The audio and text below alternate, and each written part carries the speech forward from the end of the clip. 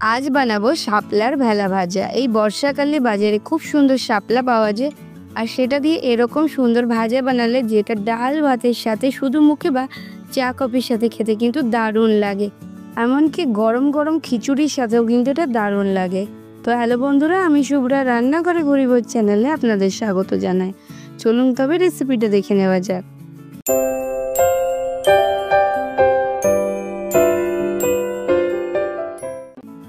শাপলার ভেলা ভাজা বানানোর জন্য এখানে আমি একাকি শাপলা নিয়ে নিয়েছি। আর শাপলাগুলোকে আমি প্রথমে এরকম দড়ি দিয়ে বাঁধা থাকে, সেই দড়ি কেটে ছাড়িয়ে নিচ্ছি। আর এর মধ্যে অনেকগুলো শাপলা এরকম গোটানো থাকে, তো একটা নিয়ে ওপরের ফুলটা আমি কেটে দিচ্ছি। দেখুন ফুলটা কত সুন্দর দেখতে লাগে। এরপর শাপলার যে মাথার দিকটা, সেখান থেকে এরকম হাত দিয়ে দিয়ে আঁশগুলোকে ছাড়িয়ে নেওয়া যায়। খুব সহজেই ছাড়িয়ে নেওয়া যায়, কোনো অসুবিধা হয় না। আর এই আঁশগুলো কিন্তু লম্বায় টেনে নিলে পুরো শেষ অবধি ছাড়িয়ে নেওয়া যায়। একটা একটা করে টুকরো টুকরো করে এরকম করে ভেঙে নেব হাত দিয়ে। চাইলে ছুরি বা বটি ইউজ করতে পারেন, তবে সেটার প্রয়োজন হয় না। এরকমভাবে একটু ভেঙে নিলে খুব সহজে করা যায়। আর এরপর কয়েকটা এরকমভাবে ভেঙে নিয়ে আমি চেষ্টা করছিলাম সমান ভাগে টুকরোগুলো করতে, এতে পরবর্তীতে সুবিধা হবে।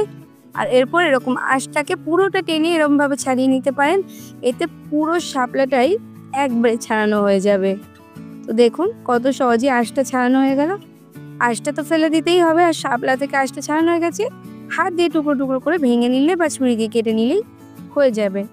এটা কিন্তু ছাড়ানো খুব একটা টাফ নয়, আর বেশি সময়ও লাগে না। এরকমভাবে আমি বেশ কিছু শাপলা ছাড়িয়ে নিয়েছি। এখানে কিন্তু আমি পুরো একাটি শাপলা নিইনি, হাফ পাটি নিয়েছি, এতেই অনেকগুলো হয়ে যাবে। এরপর একটা একটা করে টুকরো নিয়ে এরকমভাবে টুথপিকের মধ্যে গেঁথে গেঁথে শাপলার যে ভেলাগুলো সেগুলো তৈরি করে নেব। এই জন্যই আমি তখন সাইজগুলো সমান রাখতে চেয়েছিলাম, যাতে এরকমভাবে টুথপিকের মধ্যে গাঁথলে এটা একটা বেশ সুন্দর শেপ আসে। খুব বেশি ছোট বড় হয়ে গেলে দেখতে ভালো লাগে না, তবে খেতে কিন্তু খারাপ হয় না। তো এরকমভাবে আমি সমান মাপেরগুলোই টুথপিকের মধ্যে গেঁথে নিচ্ছি। আর এরকমভাবে একটা টুথপিকে আমি 6 থেকে 7টা করে শাপলার টুকরো দিয়েছি, আর তাতেই কিন্তু একটা ভেলা তৈরি হয়ে গেছে। তো দেখুন এখানে একটা তৈরি হয়ে গেছে, আর এটা দেখতে কত সুন্দর লাগছে, দেখতেই এত সুন্দর লাগছে যে কি বলবো। তো এরকমভাবে আমি সবগুলো বানিয়ে নিয়েছি। আমি 10টা মতো বানিয়েছিলাম, আপনারা আপনাদের প্রয়োজন মতো কম বেশি বানিয়ে নেবেন। এরপর এগুলোকে রেখে একটা ব্যাটার তৈরি করে নেব। তার জন্য হাফ কাপ বেসন, 2 টেবিল চামচ চালের গুঁড়ো, হাফ চা চামচ লবণ, হাফ চা চামচ লাল লঙ্কার গুঁড়ো, 1 চা চামচ মতো চিনি, আর 1 চা চামচের 3 ভাগের 1 ভাগ হলুদ দিয়ে অল্প অল্প পরিমাণে জল দিয়ে একটা ব্যাটার তৈরি করব। জলটা কিন্তু একদমই বেশি দেওয়া যাবে না, ব্যাটারটা বেশ ঘন হবে। তো আমি অল্প অল্প করে জল দিয়ে একটা ব্যাটার তৈরি করে নিচ্ছি। এই ভেলা ভাজার ব্যাটারটা কিন্তু বেশ ঘন হবে, পাতলা হয়ে গেলে ভেলার গায়ে কিন্তু এটা লেগে থাকবে না। তারপর 2 মিনিট এরমভাবে খুব ভালো করে ফেটিয়ে নিতে হবে। ফেটিয়ে নিলেই ভাজাগুলো ক্রিস্পি হবে। আমি কিন্তু এতে খাবার সোডা বা বেকিং পাউডার কিছু দিইনি। চামচের গায়ে লাগালে উল্টো পিঠে এরকম একটা মোটা পরত পড়বে, এরকম ঘনত্ব রাখতে হবে। এরপর ওই যে ভেলাগুলো আমি তৈরি করে নিয়েছিলাম, ওতে সামান্য পরিমাণে লবণ দিয়ে দিলাম। ব্যাটারটা কিন্তু 20 মিনিট মতো রেস্টিংয়ে রাখতে হবে। এরকমভাবে লবণগুলোকে প্রত্যেকটা ভেলার গায়ে ভালোভাবে একটু মাখিয়ে নেব। আর মাখিয়ে নেবার পর এটাকেও আমি 10 মিনিট স্ট্যান্ডিং টাইমে রাখবো। সেই সময়টায় ভেলাটাও কিছুটা লবণ ঢুকে যাবে আর একটু সফট হয়ে যাবে। আমি 10 মিনিট পর দেখাচ্ছি। দেখুন ভেলাগুলো থেকে অনেকটা জল ছেড়ে দিয়েছে, আর এটা অনেকটা সফট হয়ে গেছে। এরপর একটা ভেলা এরকমভাবে হাতের মধ্যে নিয়ে নিচ্ছি। একটা কিচেন টাওয়েলে এগুলোকে একটু শুকিয়ে নেব। ঠিক এরকমভাবে কিচেন টাওয়েলের মধ্যে দিয়ে এপাশ ওপাশ একটু মুছে নিলে কি হবে, যখন এর গায়ে ব্যাটারটা লাগাবো তখন ব্যাটারটা সহজে লাগবে।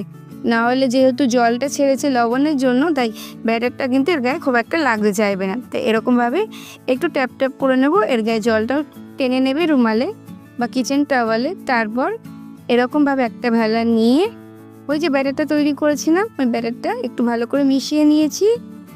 নিয়ে ব্যাটারটাও কিন্তু 20 মিনিট হয়ে গেছে। এরপর ওই ভেলাগুলোকে একটা একটা করে দিয়ে এপিট ওপিট করলে দেখুন কত সুন্দর ব্যাটারটা কোট করে যাচ্ছে। এরপর এক্সট্রা ব্যাটার ঝরিয়ে নিয়ে গরম করে নেওয়া তেলে এগুলোকে ভেজে নিতে হবে। আমি তেলটা কিন্তু কড়াইতে আগে থেকে গরম করতে বসিয়ে দিয়েছিলাম। গরম তেলে ডিপ ফ্রাই করে ভেজে নিতে হবে। গ্যাসের ফ্লেমটা বাড়িয়ে রাখতে হবে। শাপলাগুলো সেদ্ধ হতে কিন্তু খুব বেশি সময় লাগে না, তাই হাই ফ্লেমে এপিঠ ওপিঠ ক্রিস্পি করে ভেজে নিলেই হবে, যেমনটা বেগুনি ভাজা হয় ঠিক তেমনটা করে। আর আমি প্রথম ব্যাচে 2টো ভেজে নিয়েছিলাম, দেখুন সুন্দর কালার চলে এসছে। এরপর এগুলোকে আমি তেল ঝরিয়ে তুলে নেব, একটু ধারে ধরে নেব যাতে এক্সট্রা তেলটা তলায় পড়ে যায়, তারপর তুলে নিচ্ছি। দেখুন ভেলা ভাজাগুলো দেখতে কত সুন্দর হয়েছে, খেতেও কিন্তু দারুণ লাগে।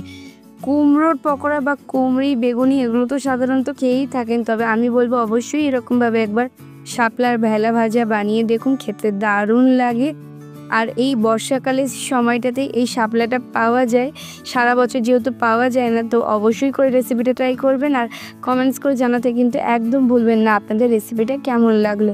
গরম গরম খিচুড়ির সাথে খেতে পারেন, ডালের সাথে সাইড ডিশ হিসেবে খেতে পারেন, এছাড়া সন্ধ্যাবেলা চা কফির সাথে খেতে পারেন, খেতে কিন্তু দারুণ লাগে।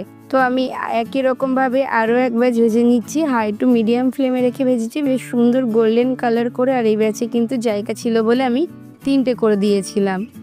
আর আমার একটা তোলা হয়ে গেছে, পরেরটাও বেশ লাল রং হয়ে গেছে বা ক্রিস্পি হয়ে গেছে, পরেরটাও তুলে নিয়েছি। তারপরটা একটু বাকি ছিল, তাই একটু নেড়ে ছেড়ে উল্টে পাল্টে তুলে নিচ্ছি। আমি কিন্তু এরকমভাবে সব ভেলা ভাজাগুলোই ভেজে নিয়েছি। আর তারপর দেখুন এগুলো একটা প্লেটে নিয়ে নিয়েছি, দেখতে কত সুন্দর হয়েছে, ভীষণ ক্রিস্পি হয়, খেতে দারুণ টেস্টি হয় আর ভীষণ কুড়মুড়ে হয়। কোনো বেকিং সোডা বা বেকিং পাউডার কোনো কিছুর প্রয়োজন হয় না। আমি একটা প্লেটে সার্ভ করে দিচ্ছি। দেখতে যত সুন্দর হয়, খেতে তার থেকেও বেশি ভালো হয়, এতটাই মুখরোচক হয় যে একবার খেলে বারবার বানাতে ইচ্ছা করবে। তো যদি ফেসবুক থেকে আমার রেসিপিটা দেখে থাকেন অবশ্যই করে পেজটাকে ফলো করে দেবেন, ইউটিউব থেকে দেখে থাকলে চ্যানেলটাকে সাবস্ক্রাইব করে পাশে থাকা বেল আইকনে ক্লিক করে দেবেন, যাতে পরবর্তীকালে চ্যানেলে যখন নতুন কোনো রেসিপির ভিডিও আপলোড করবো সবার আগে আপনাদের ফোনে নোটিফিকেশান পৌঁছে যায়। আজকে এ পর্যন্তই, আবার আসবো অন্য কোনো দিন অন্য কোনো রেসিপি নিয়ে। ততক্ষণ ভালো থাকবেন, সুস্থ থাকবেন।